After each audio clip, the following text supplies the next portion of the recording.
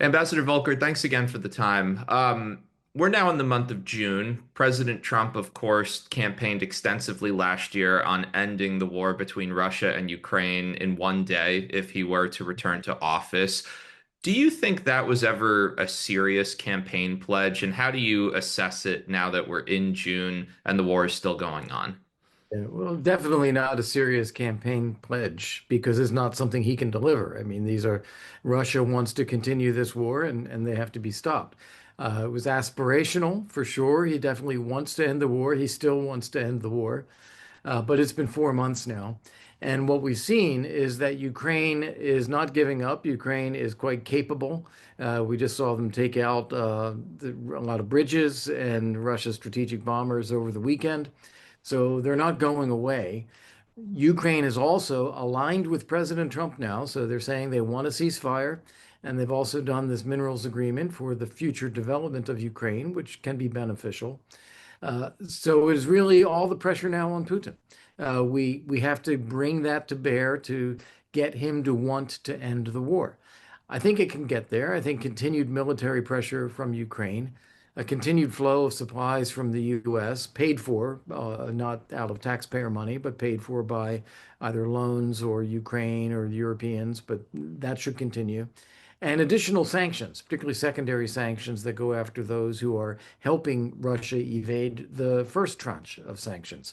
And that would hit their oil and gas and financial markets. And in particular, it would hit the state budget. And that is really the critical thing is the money that Putin needs to keep the war going. So I think those things are still ahead of us. It's going to take a while, probably till much later this year. But I am still optimistic that we'll have a ceasefire by the end of the year.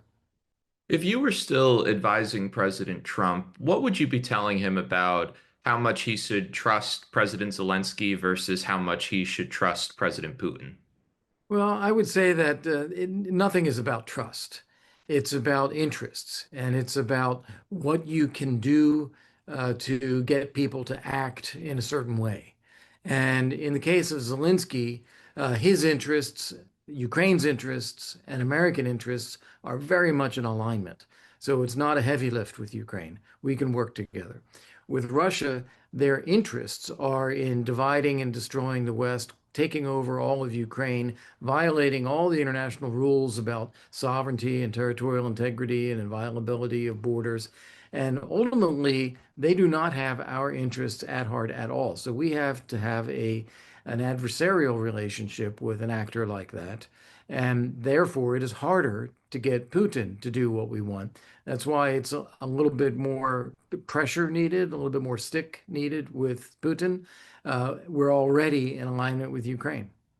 When you look at the president's first term in office, obviously the war was not going on at that point, but as you've compared the first few months of his second term with the comments and the relationship he had with Putin during his first term, what stands out to you as different or the same? And is there anything that concerns you or encourages you?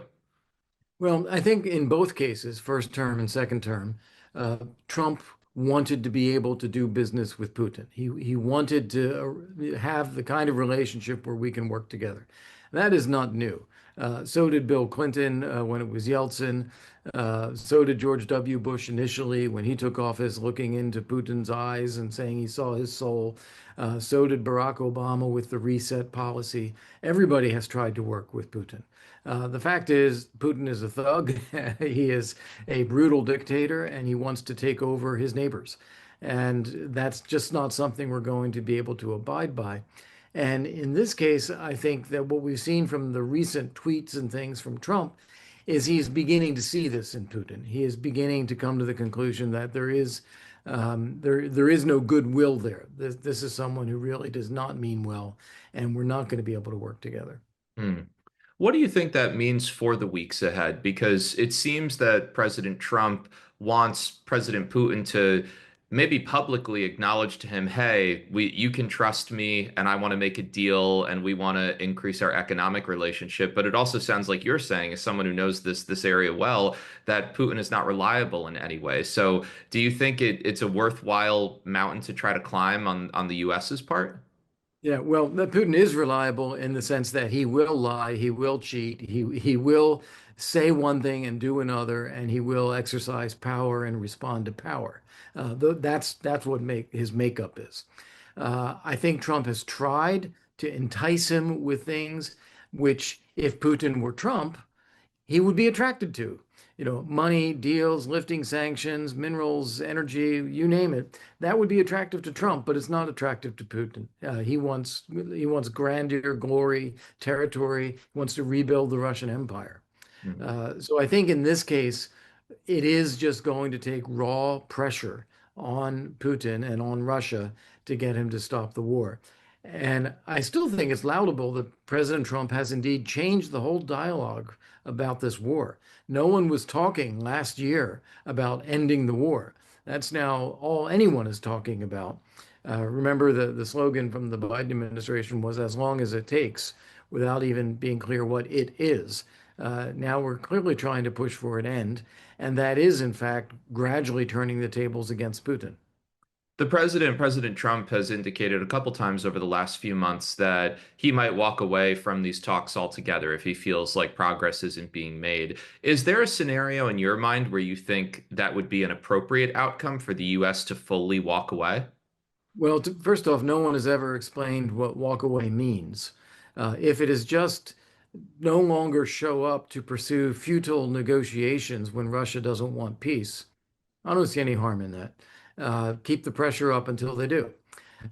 If, on the other hand, it means lifting sanctions, no more support for Ukraine, just letting, as some people would say, letting them just fight it out. Well, no, that's not good. It's not in Ukraine's interest, not in Europe's interest, not in America's interest, and I think very unlikely to happen as well. But if it is not making the Herculean efforts to negotiate that Trump has made thus far because Putin is simply not interested, I think that's fine. Hmm. You mentioned Europe. The new German chancellor is going to be at the White House tomorrow on Thursday to meet with the president. I've been based at the White House since January, so I've been covering every one of the world leaders who have come and visited. How do you think the Trump administration 2.0 is handling this relationship with Europe, especially when it comes to the war in Ukraine, in addition to kind of the underlying issues of tariffs and economic disagreements? Well, war in Ukraine, I think we are increasingly in alignment with Europe, which is good. We're getting Europe to do more. We're getting Europe to pledge to spend 5% of GDP on defense at the upcoming NATO summit. They have already done a lot to put together the idea of security assurances for Ukraine, possibly even a deployed reassurance force to go to Ukraine after a ceasefire, alignment on sanctions and increasing secondary sanctions. So, a lot there, I think we are in good shape with Europe.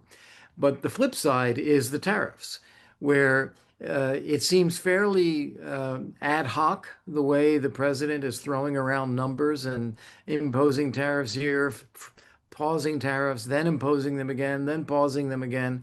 It adds for a lot of volatility, a lot of unpredictability, and it doesn't give a clear target as to what are we actually trying to achieve here.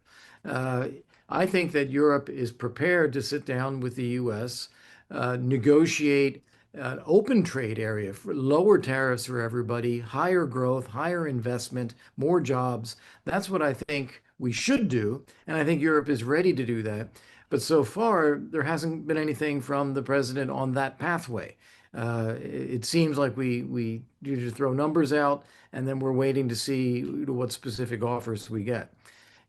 If I were advising Chancellor Merz coming to Washington for this meeting, I would say first off, do all your homework. Crunch the numbers backwards and forwards, country by country, all of Europe, Germany alone, goods, services, industries, whatever. Understand exactly what's happening in our economies, and then come forward with concrete, positive proposals that will be good for both of us. I think that would be the best way to handle this meeting. Mm. It stood out to me when I was on the campaign trail last year how much I heard from people who were at President Trump's rallies, how much they adhered by the America First message in the context of we don't want to be involved in all these wars overseas. And I was thinking a lot about the Russia-Ukraine war. I'm curious when you look at Trump's first term and you compare it to now in the context of the Russia-Ukraine war, do you feel the America First message coming from the White House is more disciplined and kind of more molded in a way that the world is understanding of the priorities and what guides the president, or do you consider it kind of as maybe random and kind of slapdash as you will during the first term? Yeah, well, I'd say the first term and the second term are very, very different. It's worth talking about that comparison. One of them is President Trump has 4 years of experience already. So he knows what he wants to do. He is not looking for advisors and options. He knows what he wants to do, and he is telling people, go do it. And that is a very different style. That I think has led to some of the ad hocery that we've seen, some of the inconsistency, because sometimes there are unintended consequences. You do something and then something else happens. I don't think anyone was counting on the bond market tanking and interest rates going up when we started talking about tariffs. But of course, that is what happened, and then we've had to adjust. So there's a lot more of that. When it comes to America First, I also think it's important to remember the context. President Trump was elected in 2016 after 2 terms of President Bush and 2 terms of President Obama. And so the country as a whole, and Trump personally felt we were doing too much in the world. We were fighting wars in Afghanistan and Iraq and Syria. We were spending lots and lots of money and lives abroad. And he wanted to bring that back to the US. He wanted to focus on America first in that sense. This time he comes in after 4 years of President Biden. And that was a period in which the world looked at America as weak. Deterrence had largely collapsed. Uh, Dictators around the world were taking advantage of that, uh, mostly because of they saw what happened in Afghanistan, the abject failure there, and our unwillingness even to rescue stranded Americans. And so Putin invades Ukraine. Xi increases his threats on Taiwan. Iran unleashes all its proxies in the Middle East. And so America first in the second term is a lot more about exercising strength and power and rebuilding American power, rebuilding deterrence because it was lost in the previous 4 years. Lastly, for you, so far this week, we haven't heard much from the president himself. He hasn't had a lot on his public schedule. And you mentioned early in our conversation the drone attack that Ukraine did on Russia over the weekend, a very substantial kind of moment in their conflict. White House Press Secretary Caroline Leavitt has not really directly responded to it in terms of what the president feels about it. He hasn't even posted on Truth Social about it. How do you think Zelensky and his team pulling off that drone attack could impact things moving forward? Do you consider it a really substantial moment in the conflict, or is it just kind of a flashpoint in time and we'll move on from it and it might not impact the negotiations and the US involvement? Well, I think it shows that Ukraine does have cards. It can pull off things like that, which are significant. It did actually inflict a serious military blow on Russia, which is beneficial to the United States. These strategic bombers are meant to carry nuclear weapons here, and they are no longer available to do that. So that does give a benefit to us. And I think the silence from the White House is a very good message to Vladimir Putin. You're not hearing, both sides have to calm down or both sides have to. You're just hearing silence, which is, I think, a message to Putin to say, if you don't end the war, anything can happen. And this happened. So I think that's actually very good. As far as it being a tipping point, you never really know what's a tipping point until later on, and you can look back and see it. I do think that this demonstrates, and also the attack on the Kerch Strait Bridge, this demonstrates that Ukraine has a lot of ingenuity and resolve and reach, and that Russia is going to have to take that into account. After that, those truck-driven drone attacks in Russia, Russia stopped trucking in the country, and they inspected all the trucks. They inspected rail lines. They had to go through an awful lot to see whether there might be more threats out there. And in fact, there might still be more threats out there. So it's not unwise to do that, but it's going to be a tremendous churn of resources and attention inside Russia. Uh, so I do think that it brings things home to Russia in a way that Putin has tried to avoid.